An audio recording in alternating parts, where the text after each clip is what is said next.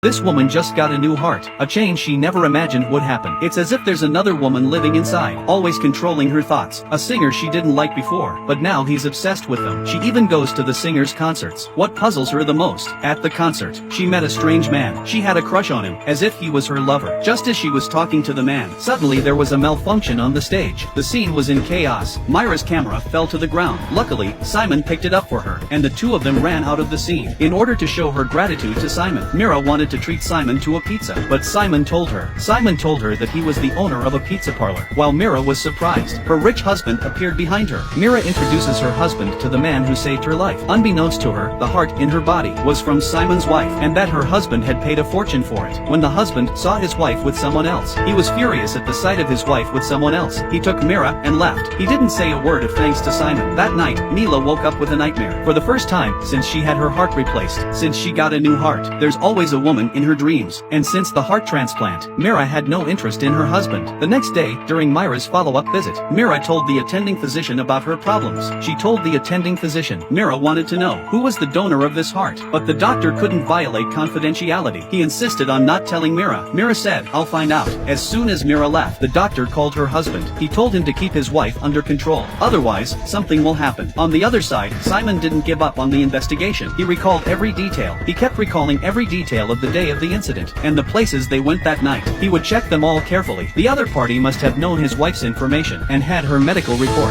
After a lot of investigation, Simon found a hospital. His wife's recent medical report was from this hospital, but the doctor didn't want to hand it over. Luckily, the doctor was a coward. Under Simon's fist, he handed the report over to Simon. He didn't realize that the medical report showed his wife was already pregnant. After Simon left, the doctor made a phone call. An angry Simon approached the sheriff and asked him why the autopsy report didn't state that his wife was pregnant. The sheriff said he didn't want the family to grieve more, so he hid his wife's pregnancy. All this made Simon angry. He warned the sheriff that he would investigate the case himself because he doesn't trust the police anymore. But the sheriff advised him that they were powerful gangsters, that he mustn't go to his death. But Simon doesn't care what kind of gang it is. He wanted to die to find the bad guys. He had to avenge his wife's death. That night, he went to the gangsters' place to interrogate them. He said he needed a kidney urgently. He could buy it for any amount of money, but the gangsters around him didn't care. Until finally, a gangster in a cap came over, gave him an address, said the bar had what he wanted. Simon went back to get dressed, and went into the bar, but after walking around, no one came up to him at all. Just as Simon was about to head back, a couple of guys came out and dragged him to a car. Simon was taken to a warehouse. They warned him not to bother him anymore, and to stay out of their neighborhood, or he'd go to heaven. Then they beat him up and threw him out. Simon was thrown out. A few days later, Simon received an invitation from Myra to go to Myra's photo exhibition. He was surprised to see a picture of his wife. Simon saw his wife's picture in Myra's exhibition.